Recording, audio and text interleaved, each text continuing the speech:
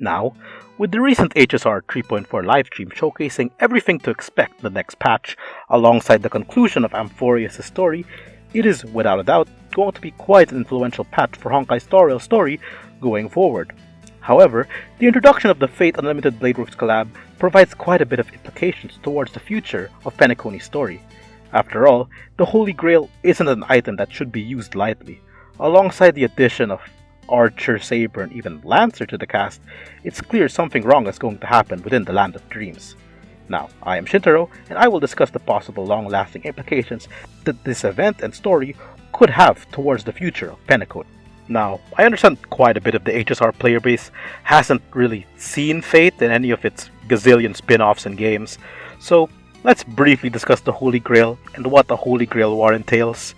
Now, a Holy Grail War is essentially a battle royale between mages who summon servants from human history to help fight against their opponents to have a chance at obtaining the Holy Grail, an omnipotent wishing device that can bring about miracles through its immense amount of magical energy, which helps act as an energy source to help connect mages with the Throne of Heroes, a place where people of legend and history from all points in time, be it past, present, or future, are inscribed and stored to be able to be summoned during either times of crisis or in rituals such as this. Now, for such a device to suddenly appear in Penacony is strange in and of itself, but something to note is that this grail still does need some certain factors to activate, with there technically being two grails inside of it, a lesser grail and a greater grail. The lesser grail being used as a vessel to summon the greater grail, which is used to help activate the wish of the master and servant who won the Holy Grail War. Yet that's the thing. In the lore of Fate, the Holy Grail isn't just some simple holy relic, as the way it works and acts changes and varies depending on whether the grail is merely the grail system, an imitation, or the genuine article. Now, if it is the grail system that was created with the allegiance of the three main mage families in the land of Fuyuki that were trying to reach the root of Akasha, then that does arise some worries. Now, I won't go too into detail on what the root of Akasha is and the origin and identities of those three families, as that's a completely different video, but I will focus on a key component of this grail system which relates to the lesser grail. Now, for the lesser grail to summon the greater grail, they require a vessel to intake the magical energy of 6 heroic spirits that died in the Holy Grail War. This vessel was provided by the Ainsburn family, one of the 3 main mage families that constructed this grail system. Now, the Ainsburn family is dedicated to creating homunculi, and some that they created, however, would be forced to act as the grail's vessel. These vessels had no choice in the matter and are simply forced to die and absorb all the magical energy to grant the winner their wish. Now, with such a device landing in Penacony, the question does arise on who will take that vessel's place to help summon the Grail, as there is a guarantee that at least 4 of the other 7 servants will die, as we haven't even seen any of the other ones aside from Archer, Saber, and Lancer. And to all the Lancer fans out there, I'm sorry, but expect him to die. We all know his fate every single adaptation. If the Grail is genuine article though, there is the worry that it will have come from Beast 1 Goetia. Now, I doubt it'll come to this though, since this is a collab with the anime Fate Stay Night UBW and not Fate Grand Order. However, I won't deny that there is still very well a possibility that the Grail will act in a similar way to how it acts in those games, where it'll merely just be an energy battery or energy source to help summon servants, and may very well contain a demon pillar or something malicious or that's similar in nature, leading it to be corrupted. This matter of issue would be shared as well if the Grail is a mere imitation, as we can't entirely be sure of its safety, as it may very well be corrupted in a way that makes the wishing system act as a sort of monkey paws way in a sense, making the wish someone makes to the Grail backfire on them. Considering the trailer even shows certain characters like Adventurine, Archer, and even Saber being restrained with string in such a manner, it is clear that the Grail may very well use them as either vessels or fuel to help summon the Greater Grail. There's also the abundance of enemies under the Swarm faction being seen summoned from the Grail in this trailer. It is very well possible that someone like Ruan Mei could have been chosen as a master, and her quest to resurrect an Aeon would end up summoning these monsters.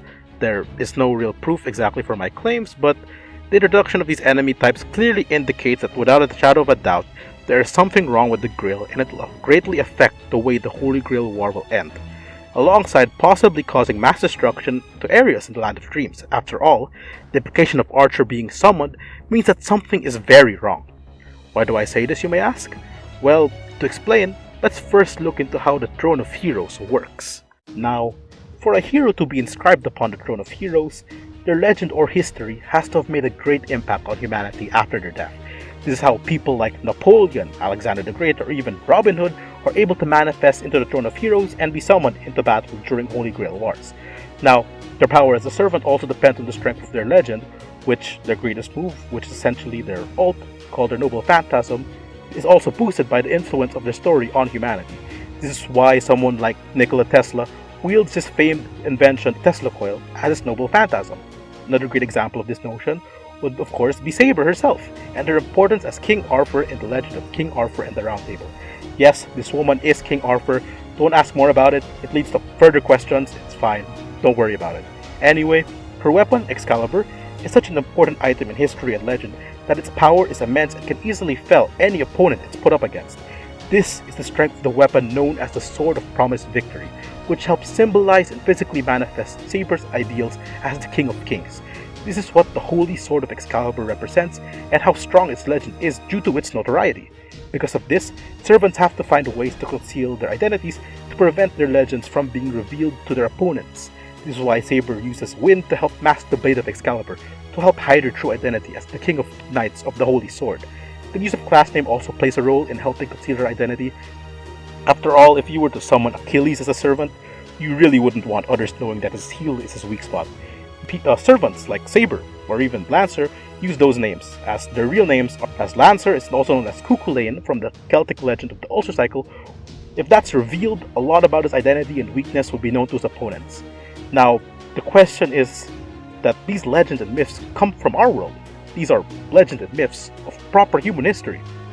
So, how would it be possible to even summon servants of human legends into Penacony? It's really confusing if you think about it. This leads us straight to the importance of Archer and the summon situation. Now, to explain Archer, first we must explain his role as a counter guardian. Essentially, a counter guardian is a protector of humanity who is contracted to the world itself to defend it in times of disaster. This contract gives him extra power and allows him to reside in the Throne of Heroes despite not being someone important from legend or history. He is merely a man who wishes to see no one cry and to protect everyone as a hero of justice. As such, for him to be summoned, it means that there is a disaster in Penacony which he has to resolve, as it may doom the prosperity of humanity. While yes, to summon a servant, you need to fit two certain categories to hit the requirements to summon specific heroic spirits, those either being to possess a legendary artifact or item related to these servants, like for example the scabbard of Excalibur Avalon, to be able to specifically summon Saber, or to rely on your own personality to help you summon a servant compatible with you. However, this leads to the possibility of summoning a weak servant who isn't as notorious as others, leading them to be, extremely weak.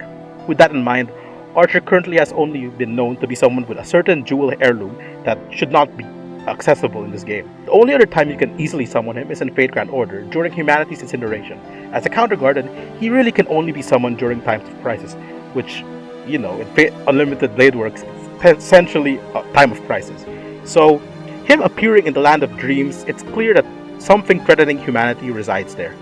However, for servants like Saber and Lancer to be summoned does pose some questions.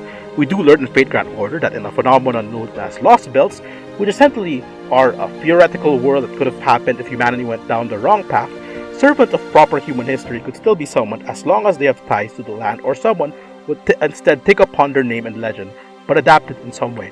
As in the English Lostbelt called Avalon the Fae, Gorodov, the chief director of Chaldea, mentioned that even in that world, a human with the excellent skills of an archer should allow for someone like Robin Hood to be summoned. However, due to the Lostbelt's special nature, revolving around if fairies broke apart from the world and remained in Great Britain to rule over its species, it resulted in the great decline of human population, leading to only pseudo-servants and servants with special ties to land to be summoned and used there, these people being like Lancelot and Tristan of the Round Table army. So, there is the possibility something similar in nature is taking course in the Land of Dreams, but another possibility would also be the will of the world Alaya sending in other servants aside from Archer to help restore this disaster. I won't really explain what Alaya is, it's just the will of the world, that's all you need to know. But essentially, this would explain why only Lancer, Archer, and Saber are servants of proper human history that are in this game, as It's very well possible that the other servants that could be summoned by the other masters could be like former trailblazers or other characters of legend in the world of HSR.